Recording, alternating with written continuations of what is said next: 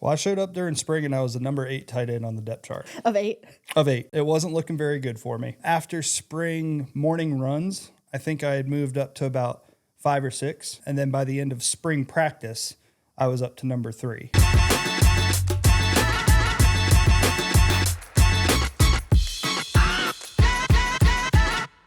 All right, everybody. Welcome back to the OneDog Podcast, final episode of season 1. I have a very special guest here today. Number 1, maybe not in your hearts, but number 1 in my heart, my wife, Tiffany Webber. My goodness, what an introduction. Hey, I got to be sweet on the podcast so people think that I'm, really, really sweet in person. An excellent husband. I am so excited to be here. Well, if it's not just because you're my wife, you are a Wingate alum. And can I just say that you are not the only South Atlantic Conference scholar athlete and letter winner in the Webber household. You were a cheerleader. Indeed, I was. And I had a great debate in my, I think it was sport law class. One of my sport classes is cheerleading a sport. So, no, that's not what today's podcast is about. No, it's not. But we decided it was. Good. You guys are smart. One of the reasons I'm most excited to be on today is because I got to witness the concept of this show and see you make it come to life, and then also watch you interview all of these amazing people from Wingate. And I wanted to turn the tables a little bit and ask you some questions. Yeah, a little different. You're going to be guest host. Yes. I'm going to kind of be in the hot seat, and we're going to recap. There's going to be a lot of recap. Did you say my name? Yes, I said Tiffany Webber. Okay, you're right. Yeah, that's you. Also, FYI, Tiff and I have done no less than 100 podcasts together. So if it's like, wow, these guys, they seem like they're good on. We do podcast a lot. So a lot. this is not out of the norm. We're actually recording another podcast right after this for her business. So yes. The real estate show, if any of you guys are interested in real estate, go listen to that. Mm-hmm. She's a real estate attorney now. FYI. Spoiler alert. Yeah. We'll probably get into that later. Got that good Wingate education to send me off to law school. That's right. So Tiff is actually going to kind of interview me about the season, maybe about my time at Wingate some, and we'll make a different episode of the normal OneDog podcast. Yeah, I wanted to start by kind of taking it back a little bit, and I do want to ask about your time at Wingate because it's come up a little bit, especially in the Coach Reich and Coach Jordan episodes, but you were a Wingate football player, a good one at that. You played tight end, up for all kinds of awards, many of which you won, including, like academic All-American, scholar athlete, I also all-conference. got awards on the field, yeah. I was getting there. I wasn't going to only talk about how smart you were. I was going to talk about how good you were athletically, too. Wow, he played football. And got good grades. He just got good grades. That's how he got awards. No, but you were also good. And you've been very humble about it. And been trying. I really love my time at Wingate, so I know you did. It's tough for me to not talk about my playing days. I want you, and I'm asking you to toot your own horn a bit. So talk about, you played for Coach Reich. Mm-hmm. He's a man that you have a great respect for. You didn't play directly for Coach Jordan. He coached a different position group, but another man that you have a great respect for. But I'm curious if you'll tell me a little bit about, what's your favorite Wingate football memory? So I don't know if I've really told my entire football journey story ever. No. And honestly, you might not know much of it because I kind of leave out high school days. Oh, I know that. But so I'd never played football until middle school. In Maine, where I grew up, we didn't have football as back in the day, when I was growing up. Back in my day. We didn't have football leagues. So you know how down here there's, all these little football leagues for all the little kids. We didn't have that where I lived growing up. So it's not like I could play organized football. I didn't play actual football until middle school. 7th and 8th grade, I played tight end. I've never played a different position other than tight end my entire football playing. That I did not know. Yeah. I've never played it. I've played a little bit on defense here and there. When someone got hurt, hey, Ryan, you're a decent athlete. Go figure it out. Just run for football, go tackle. I'm yeah, I can figure that guy out. In high school, I did not play football my freshman year. Don't know if you knew that. I did know that. I thought I was going to be a basketball and baseball player. And so I was like, knowing well, what I know now, I think that's hilarious. yeah, I was like, Not about the baseball, but the basketball specifically. I'm not going to play football because, you know, I could get hurt. Honestly, I was probably a little scared of like high school, like football, you know, like I hadn't really played much football. So I'm like, and I won all these awards in middle school. I was, you know, a top 5, blah, blah, blah tight end, and was like, you know, high school seems scary. Yeah. New high school. I went to Concord Middle School, if you don't know, you know, where we're from, but I didn't go to the same high school as all of the guys I grew up with. I went to a whole new or a whole new high school. So I was like, I don't know anybody, you know, so I guess I was just scared looking back at it probably. Sophomore year I played, I started. Junior year I had new coaches. Yes, I had new coaches coming in that didn't know anybody. Well, they just knew that I played 1 year of football. And so when I went out late in the year, because I played baseball, so I went out like basically at the start of practice, I never said what year I was. I just said, hey, it's my second year playing football in high school. And so they just assumed I was a sophomore. And so guess where that lands you? I played JV football my junior year of high school. I was obviously pretty good. You know, something that I've never said to you is that I feel like a lot of other kids would have just been like, I'm not doing that, and just quit. And you didn't. And to be honest, I really don't know why I didn't, because I should have.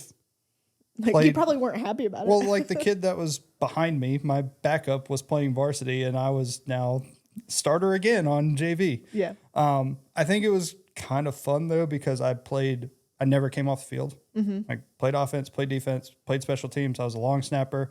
I was on everything. Like I literally did not step off the field. So maybe that was why I was like, well, this is kind of fun. You know, I'm the man down here on JV, which you should be as a junior. So yeah. And then going into my senior year, I was like, I don't know if I'm going to play again. Like I was kind of down because I was a junior playing JV football. And I was like, I don't know, maybe I'm not going to play. You know, I'm into baseball. Yeah. You know, like You're a pretty good baseball player too. I was all right. Yeah. You enjoyed it. I enjoyed it. And so, you know, my buddy who was back up at Wingate, he was our he was so good that we had to put in a series for him every week, but he never got a chance to be the starter. Yeah. So Jim Hall was my high school quarterback, and we were good friends. We lived in the same neighborhood. He came up to me and was like, hey, we really could use you out on the football field. Like we don't have a tight end. Like you're way better than anything we have. I'm like, yeah, but you know, they didn't want me to play varsity last year. It's kind of disappointing. He's like, come on out. Like, I think we got you. So I ended up coming out. Obviously not obviously. It's obvious to everybody else. I was the best tight end on the team, yet I was not starting. So we were not very good. We were 1-10 my senior year. We got blown out by everybody. So I would come in at the end of the games at the beginning of the season, and I would have like 3 or 4 catches like in the one quarter that I played when we were getting blown out. So I ended up getting moved to starter during conference. I got all conference. I was actually number 2 in the state of North Carolina in receptions as a tight end. We just were really bad, and I was undersized. So I was a 6 foot. Hard to believe now. But. I was a 6 foot, 185 pound tight end in high school. I went to Guilford College because it was the only place that offered me to play football and baseball. And I was like, cool, I could play 2 sports in college. I got there and I was the 2nd or 3rd strongest guy on the team as a freshman. That makes you a little nervous? I was a top 5 guy for speed, which once again makes you a little nervous. And I also grew 3 inches and put on 25 pounds. So by the time the end of my freshman year, I was like, hey, this isn't for me. I need to go play somewhere better. I really liked Wingate. I thought it was a cool school. Guilford also wasn't a fit for you for a lot of reasons. Yeah. It wasn't just the athletics.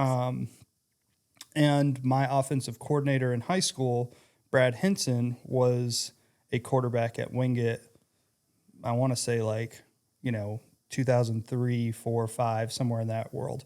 And so he always talked really highly of Wingate. So I was like, I'm going to go to Wingate. So I called Coach Reich and was like, hey, I'm going to transfer to Wingate. And he said, great, come on over. And I showed up the very first day at school during the spring. And I walked upstairs and they were like, "Who are you?" Like, we forgot you're coming. I forgot you were coming, basically. So I had like nothing for football. And that kind of started my world at Wingate. Mm-hmm. One thing that I always I enjoy about this story is that, you know, you were at a school that you weren't really enjoying. You weren't, you know, you felt like it wasn't a good fit for you. Yet again, you could have just said, "I'm not going to play football. I'm going to go transfer to Clemson or whatever." But instead, you're like, "No, I can keep playing football, and I'm actually going to take the initiative to call the head coach at the school that I want to go to." Like, so many kids would have just been afraid and just said, the hurdles are too high. I'm just going to stop. And you never did that. Well, I showed up during spring, and I was the number 8 tight end on the depth chart. Of 8? Of 8. I was number 8. And it wasn't looking very good for me to play. And after spring morning runs, I think I had moved up to about 5 or 6. And then by the end of spring practice, I was up to number 3. So I was behind 2 guys that were going into their senior year, Chris Very Conklin, good. Brad Horn. They've been both going back and forth from starters. So, you know, in theory, I was, you know, the next in line kind of thing. So it was kind of nice to work your way up and then also be able to learn from 2 guys. Like, one's a very good blocker, one's a very good receiver. Well, those are tight ends. So just combine the best of both of them and you can be a good all around, you know, player. And if I remember correctly, one of our favorite friends from college, he came to Wingate around the same time. John McKinney. He transferred in with me. It was me and maybe 6 or 7 other guys. John transferred in the same time as me. We were both, you know, same semester, kind of transfers in. He went to a JUCO his first year. And when John got there, like Jim Hall did. Yeah. And John got there and didn't talk to anybody. So he didn't, you know, it was kind of a new world for him. He didn't talk to anyone.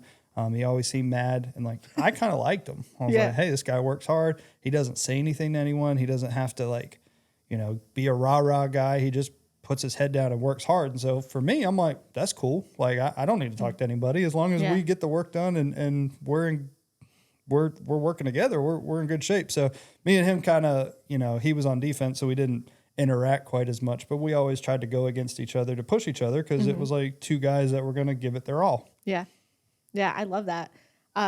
You know, I think about the Kelsey brothers ask their guests about their welcome to the NFL moment. Did you have a welcome to Wingate moment? I think my welcome to Wingate moment was my junior year. So weird that it wasn't my initial. I know what you're going to say. Yeah. I know what this I think I've said it on the podcast before. So we're running a reverse back to my side. So basically, like, we're running the ball away from me and then we're coming back to my side. And I'm lined up against Kenwin Cummings. If you guys don't know Kenwin, he was about 6'2", 275. Also went and played middle linebacker for the Dallas Cowboys. I was still a little younger and smaller. So my job was to basically like sneak around behind him and then block him for when the ball came back my way. So my job was basically to block Kenwin for 3 to 4 seconds, which nobody in the whole entire conference, no matter who they were, could do that. And so we're in practice and you know, I'm trying to block him and he goes and makes a tackle 6 yards in the backfield. And we're watching film the next day and my coach was like, "What are you doing, man? Like, you got to give me better effort. Like, you stopped your feet." Well, you know, the normal things you would say for blocking. I'm like, "Coach, I think you're wrong on this one. Let's run the tape back." So which is a very bold move. Yeah. And so we ran the tape back and I indeed did not stop my feet. I kept them moving. I did everything that I was supposed to do. Kenwin just picked me just up off the ground and like placed me next to him so he could walk in the backfield and make a tackle. So once I saw that, I was like, oh, there's levels. There's levels, and I'm not at the level where I need to be. Yeah, at least not the one that ends up going to play in the NFL. Yeah. That's fair. Yeah. Now, you had a really good junior season. Yes. A lot of catches, a lot of touchdowns. And if I remember correctly, the iconic photo of you kind of just like laying out to get a touchdown. David Sherwood put me as the banner for a year in Wingate, and so I appreciate that for Mr. Sherwood. Yeah, I was wondering if it was still in the field house, but it's probably been long enough now. It's been gone, yeah. A lot of other good shots. We don't need these then. black and white photos in the field house anymore. Back when you had to walk uphill both ways to get to class. Yeah. You know, you've talked a lot on the podcast too about how one of the best things about being a student athlete at Wingate is that you have the support of the entire faculty and staff and administration, and they take an interest in what you do. They know your stats. They come to see the games. And, you know, one of our favorite professors came to our wedding was one that she never missed anything. Offered you her scooter to drive around in when you had an injury. So, you know, tell me a little bit about what that meant to you as an athlete to have professors like Dr. Bush, Dr. Cuff, Dr. Bell, you know, all of those people. So there was 2 times that really stood out to me of like, wow, this is different. The first was David Sherwood knowing my name on campus. I'm at a basketball game, and he comes up to me, who, you know, in my eyes, he's the guy that writes all the articles. Like, he's super cool in my eyes in college. And still now. He still for is. both Like, of us. we talk all the time still. So I'm at a basketball game watching the game, just normal, and he walks up to me and shakes my hand and says, "Hey, congratulations on getting blah, blah, blah award." Granted, he's the one that nominated me for the award in front of all the whoever he needs to. But I was like, this guy knows who I am. Like that doesn't happen very often. And like, in my eyes, I'm a nobody. You know, I'm just, you know, I'm a guy that plays football. Kid. I'm a tight end. I'm not the starting quarterback. I'm not the All-American defensive end getting drafted to the NFL. Like, I'm just a tight end. And that was a first one. And then I want to say very, very soon after, maybe like during the spring, I was walking on campus somewhere, and Steve Poston stops me and talks to me for 5 or 6 minutes about just how's spring ball going, and you know, you're from Concord. What's your family doing? You know, and has a conversation and knows about me. Right. And this is the athletic director of a entire college. And when I was in school, I wanted to be the athletic director of a small college. And so I'm like, this guy in my eyes, that's what I want to be. This is the Lord and Savior of college athletics. Yeah. In my eyes, that's what I want to be. Yeah. And he's stopping me and knows about me. That's super cool. And obviously, like, it grows more and more. You know, your professors go to the games. Dr. Bush is rattling off my stat line from a game in Newberry because she watched it on, you know, the live feed, which was grainy as could be at that time. And, you know, another one for me is, this is not good. Don't listen to this, people. You got your wisdom teeth out during college. And so after a game, I was going to mention this if you didn't. I still have my eye black on, and you're like, I haven't eaten in like 7 days. I can't eat anything. And, you know, in Wingate, there's only a couple places to go. So I drive down to the Cookout to get a milkshake for you. And as I'm driving down, and I'm sure this road's still there, there's a dirt road, the back way. You guys know. Yeah, you know. So I'm going down that at like 58. Apparently it's 35 through wherever I was going. That's not shocking to me. But it changes to 55 very soon. So I knew at some point it was 55. I get pulled over, and the cop stops me and is like, "Hey, you know, license, registration, all that fun stuff that you're supposed to do." I'm like, I'm sorry, my wife, or well, at the time, my girlfriend. You knew, even then. I knew. I said, my girlfriend, she got her wisdom teeth out. I'm going to Cookout to get a milkshake. I'm sorry. And he says, great. And he goes back to his car, comes back up, and he says, "Ryan, slow down through here. Also, I was at the game today. You had a really good game. You know, what do you guys think for next week?" And it was just kind of like, wow. Yeah. This is a little bigger than, you know, high school where it's just, nice. You know, like don't do that. Drive the speed limit. Well, but and what he's not saying is that's not the only time. There is another time, but you know, still didn't get a ticket. I was Yeah. wearing all my Wingate gear, and they liked me. There's yet another reason to always be repping your Wingate gear That's right. around town. I want to also, you know, you mentioned that we were dating in college. I didn't go to Wingate to get a husband. I went to cheer and to get my education. Got the biggest prize right but here. I will say that is one of my favorite things to have happened from going to Wingate is getting to meet you. And here we are, A lot of years. 16 years later? Yeah. Yeah. So thank you, Wingate, for that. I want to, we've talked about like your athletic history at Wingate, but we've been out of school a while. Mm-hmm. And even all these years later, we still keep up with the university. We care about the athletics. And I don't know if people really understand that this undertaking of a podcast it's not simple. No. And this is something that's been on your mind for probably 2, maybe 3 years. Yeah, somewhere in there. And you finally just put the pedal to the metal and, you reached out to Coach Reich and you'd been talking to David Sherwood and said, this is something I want to do for the university. What do we have to do to make it happen? Why did you do that? I see Wingate as a place that is at the top of its game in Division II. Mm-hmm. I see that we are competing against Division I. Every kid wants to go play Division I sports. However, I had a great athletic and academic career at Wingate. Mm-hmm. And I know guys who was on last week's episode that went to the NFL and played professional sports from Wingate. Mm-hmm. Like, if you want to go be a bench warmer at a Division I school and never get a shot, great. Mm-hmm. But there's a lot of people that could be good players at a Division II school, and I think we just need to get the word out. And so as much I'm in the marketing world. Mm-hmm. All publicity is good publicity. So I want to get our name out as much as possible. Also, the alumni, we start forgetting. I'm as bad. You are as bad as anybody of reconnecting and mm-hmm. keeping in touch with all of our friends from school. And this was a way for me to be like, hey, you know what? Let's hear the stories from our favorite people. Yeah. Maybe that'll get someone a little more excited about, following the school again. Mm-hmm. They're always asking for donations, mm-hmm. But also just when your local high school kids are looking for schools, recommending Wingate, telling them about what your time was there. And having something to show, right. The Wingate does an amazing job with their media, but this is just something that they haven't had a chance to get to on their list. And, right. You kind of jump-started that. Well, I get lucky.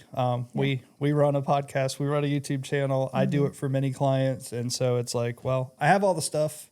Mm-hmm. I think I've got a little bit of experience as a podcast host. Teeny bit.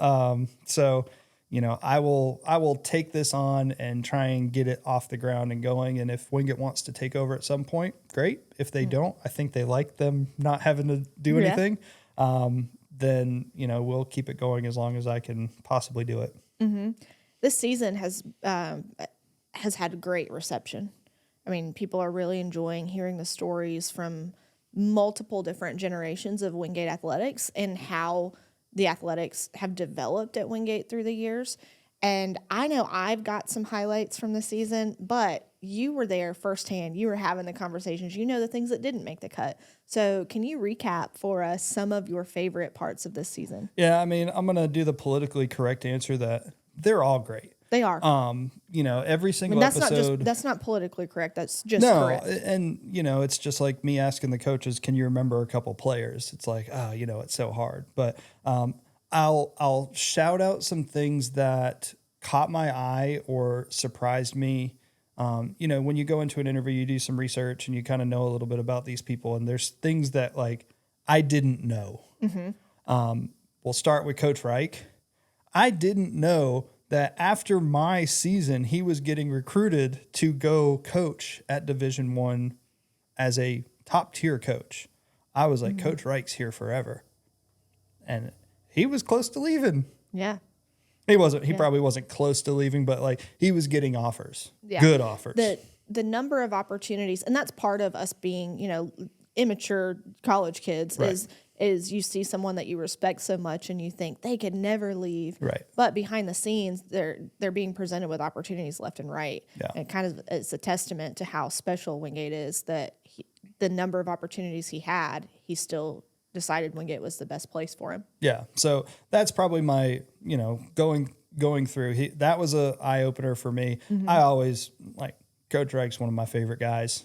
Love him. Mm-hmm. You know, I take a lot of what I learned from him from football into my everyday life and business life and all of that. If he ever wanted to be a businessman, I think he would have been very, very successful. Yeah. Well, he kind of is now. He's kind of like the athletic business guy. So I'm like, Coach, if you need anything, like, I just want to hang out.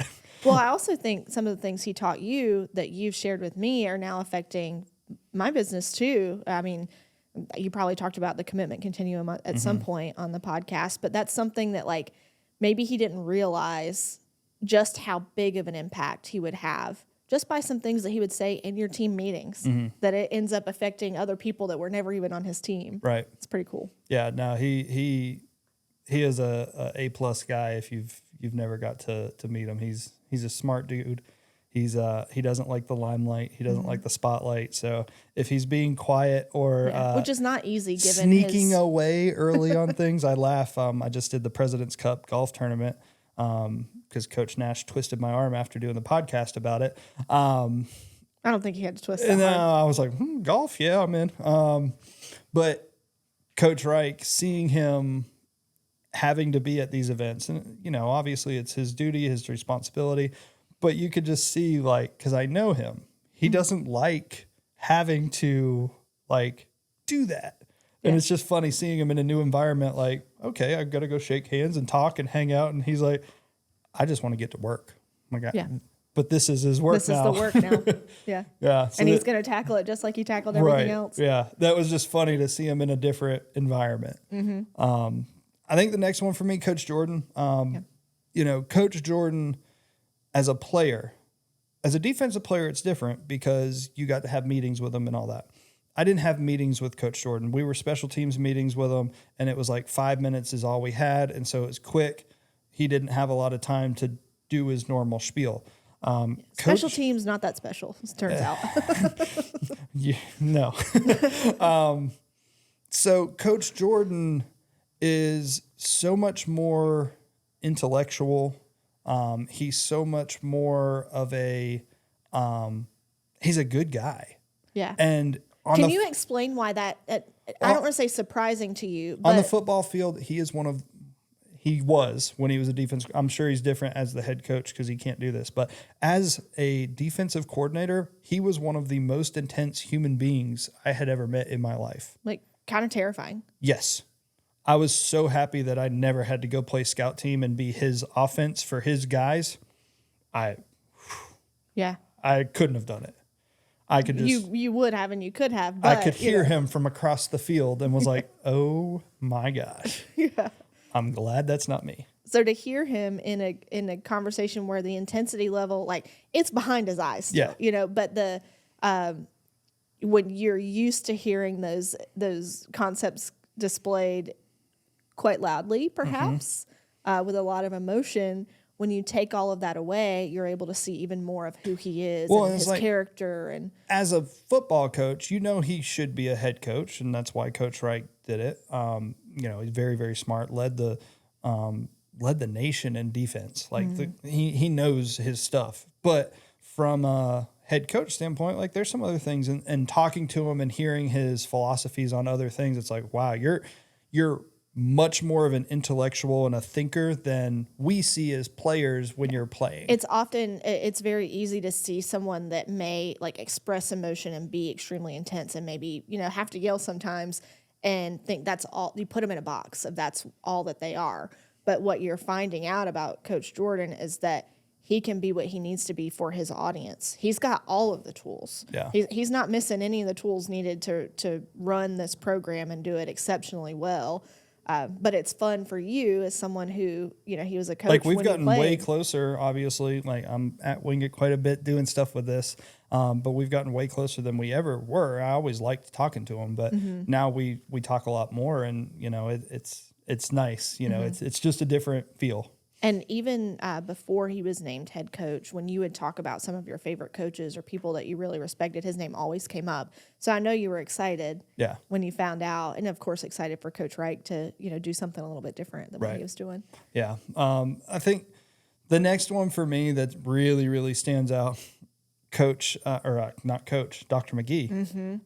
Everyone loves Dr. McGee. If you don't like Dr. McGee, I'd actually like to talk to you because you'd be like the first human being that I've ever met that doesn't like him. Right. But so yes, we had the, 30, 45-minute podcast, whatever it was. I stayed at his office before the podcast, we talked for 45 minutes. Then I set it up. And then we recorded, and then I stayed at his office for another 2.5 hours, and we just hung out and talked. That is wild. He's such a cool guy. That's someone that, at Wingate, I put on a pedestal, and for good reason. He earned every bit of that. And he's so humble. Like the opportunity to have 4 hours of his undivided attention, 5 hours of his undivided attention, and learn and I was soak up. expecting to leave. I was like, this guy has no time for me. I got to get in, record, and get out. And I was like trying to pack up, and he's like, oh, well, what about this? And like, he wanted to hang out and talk. And I thought that was the coolest thing ever. Well, it is, but it's just a continuation of how he was at Wingate. Right. He poured into the student athletes, all the students, but I think with his connection to athletics, having been a referee and everything that he's done with athletics, he maybe had a soft spot for the athletes. Yeah. And he doesn't matter that he's retired. He's never going to stop pouring into Wingate. Yeah. Yeah. And then, kind of the last one, and obviously I'm leaving out some of the people that we talked to, but just, we only have so much time to talk about this. Right. The players. Mm-hmm. How cool is it to get to hang out and talk to some of the guys that you went to school with that I haven't talked to Larry Staley since we were at Wingate. Mm-hmm. So that was 12 or 13 years. It felt like we'd never left. Mm-hmm. I personally had never talked to David Jones before. Because I was surprised that you got him as a guest, to be honest with you. Well, we were always in passing. He was going to the NFL as I was transferring in. So I didn't play with him. He didn't know me. We didn't have any connection whatsoever. We were on campus together. We said hi in passing here and there, but I'd never talked to him before. Mm-hmm. And I felt like I knew the guy. So gracious with his time, too. He's so open. What surprised me about him is, and I'm not saying that I thought he was dumb, but he is very smart. Yeah. He is way smarter than I. There was no expectation that he wasn't intelligent. It's just you didn't know how extremely intelligent he is. Yeah, you can do things. He tried to tell me what he's doing. It's something in IT, security, blah, blah, blah. So that sounds smart, but he could probably own it if he wanted to. Yeah. Well, he could probably do a lot of things if he wanted to. Yeah, he's a smart guy. Yeah, and, that episode where he talks about how, his education was he's going to the NFL, right? But his education was so incredibly important that, like, the NFL meetings, they could wait. They could be rescheduled. He had to be in class. Yeah. And that's, and it wasn't I think like, people would maybe understand if you had to go to your meetings. Well, I think what's funny about that, too, is it's not like he was projected to, like, maybe be a priority free agent. Like, oh, yeah, you might make it to the NFL. He was projected as high as the second round. Like, he's making it. It's not a question if he's making it. It's like, well, where is he going to make it? Mm-hmm. So, yes, it was interesting. Yeah, and also just his talent. And he's a great example of what you were saying earlier about one of the reasons you're making this podcast is there are athletes out there that Wingate is going to be their best shot to show their skills and potentially make it to a higher level that you could get lost in a bigger school, especially with another thing that shocked me about David Jones, not having played a ton of football. Mm-mm. Track guy. I mean, that's insane to me. Well, and like also these kids now that are playing, they might not even know who David Jones is. They might hear like there is one guy that's been drafted from there's multiple now, but now. There's one of the guys that was drafted, the first ever draftee to the NFL was this guy named David Jones. Like, who is that? Yeah. Well, get on here and listen about him because he's a really good player. It's the guests that you had lined up, the coaches, their passion for their sport is so extremely evident. They're all so accomplished. And you can see, based on the number of Eccles Awards we keep winning, that they're bringing out the best in the athletes. Mm-hmm. And that's just very encouraging as an alum to see that our university it's going to remain at the top. for a long time. Well, and what is really interesting too, and I think why it was successful to have all the coaches on is because at Wingate, the coaches don't leave. Yeah. There's not a bunch of turnover. There's a lot of them that stay for a really long time, which is not normal, especially in Division II, or they were promoted from within. And so they've been Even at the from school. Players. Well, yeah. Players to GAs to assistant coaches to national championship baseball coaches. Yeah. That's kind of a big deal. Yeah. Yeah. I wanted to make a special request for next season. Okay. You want someone with cheerleading. That would be fine, but that's actually not what I'm surprised. I want to see David Sherwood as a guest. David Sherwood has been the most requested that I have asked him. He has said yes in due time. Well, this is my plea, David, please. And that's because, to me, he's the unsung hero. Maybe not so much unsung. People do realize how, amazing he is. But, I kind of have seen him as the unsung hero of Wingate Athletics and a major champion of the students. Even beyond our graduation, the number of times that he shared the things that we're doing, like if I win an award, he's sharing it with the Wingate alumni. And he doesn't have to do that. Maybe it's part of his job description, but I believe he goes way above and beyond. Now he'll shoot me a text before this. Like we talk a lot more frequently now. But when I was busy with other things, every 3 to 4 months he would shoot me a text, something being nice. And I always laugh because he'll shoot me text, and he'll always have some sort of letters. Like a WTF? What's that? What's the actual acronym? Yeah, he'll always have some sort of acronym, but it's not an acronym. I know. He'll be like YTATB, man! Exclamation point. You're like, and I'm like, will you please teach me what is this the this? new Gen Z I was or like, whatever? I know this is nice. Like he's being a great person, but I don't know what it means. And so I'll Google it, not on the internet. I'm like, this is a David Sherwood acronym. So I don't know what this means. And I'll be like, thank you. What is that? And he'll be like, you are the best, man. I'm like, got it. Awesome. Yeah. Love you. You're the man. Yeah. Maybe you can do a couple rapid fire acronym explanations. He'll be like, oh yeah, I got this. Yeah. I'll just go through my text and start asking him, what does this one mean? Well, now that you mentioned cheer, I do have to say, You want a cheerleader? let's bring on the cheer coach. She wants to be on it. She already said she is willing. Excellent. Because, they've got a national championship recently as well. And as of the time of this recording, they are at Daytona competing, and I think they can bring home another one. I do wish that Miss B, Coach Beverly Burnett, was in good enough health to be on the show because she has done more for cheerleading in North Carolina and maybe the U.S. than most cheer coaches have. It's kind of a big deal when the high school that she coached at for however many years names their gymnasium after her. And I had the good luck and pleasure of cheering for her in high school and then again in college.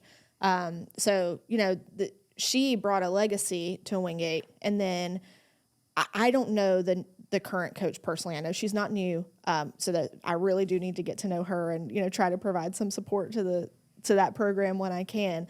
But I'm so impressed with what she's done with the program now. And, being able to bring home titles and the recruitment and just the level of skill just keeps getting better and better. So, yes, that is another request of mine is please bring on the cheer coach. My goal is I want to hear, and I want to hear what our viewers and our listeners want from this as well, but I would love to just get more and more former athletes on this to hear the stories and your favorite stories, because there's so many things that we experienced in like practice. And it's like, you don't realize some of this stuff that happened. And, the coaches are great. You get to hear everything about what's going on with the current team and relive some of their favorite teams. But, as a player, some of the stories we were dumb college kids. Like the stuff that we did and said and went through, it's like, there's some good stories back there. And you live to tell the tale, thank goodness. We're still alive. Well, can you tell me, in closing, kind of what is your goal for the future of the podcast? Is there anything that you want to tell people to look forward to? What's the plan here? Yeah, so this is not easy. This does not come quickly. I've witnessed it firsthand. It took me for season 1. It took me about 100 hours of my personal time to do this, and that's labor of love. Enjoyed every minute of it, but still, luckily, that's time. I this is what my business is, and so I can do it more efficiently than most people. But yeah, it's a lot of time. So as of now, the seasons make sense to me. I would love to eventually move it to a weekly, or we do a season and then we've got a couple guests in between. But as of now, like, the seasons make sense. We'll do one leading into the fall for the fall sports, and then we'll do one leading into the spring for spring sports. And so we'll do 2 seasons a year, which, I think 13 episodes in a row seems like the sweet spot for that. So half the year, 26 weeks. But the purpose of this really is to share the legacy of Wingate. These stories will live forever. And then also support the school. Could we have done financial contributions to the athletic department? Absolutely. I think this is something that is a little more impactful. I think it's something that could be a little more powerful, rallying the troops kind of thing. Not to understate the importance of giving financially, but this is it's a unique way. Yeah. So that's kind of the future. I'm next season we will have sponsors on here. So if you are a Wingate alum, if you're a local business to Wingate and you want to have a sponsorship spot, we'll have little 30-second clips for the sponsors of the podcast. That money is not going to me. I don't need the money for this. That money will go back to the athletic department or pay for interns to help assist make this even better. There's a lot of things that we could do to make this podcast better and grow and do things with the assistance of more people. And so it'll be an internship for those that are interested in this video marketing kind of thing and be able to pay them. I don't, free interns are great, but if you can get some sort of paid internship for your time, I think that's even more valuable.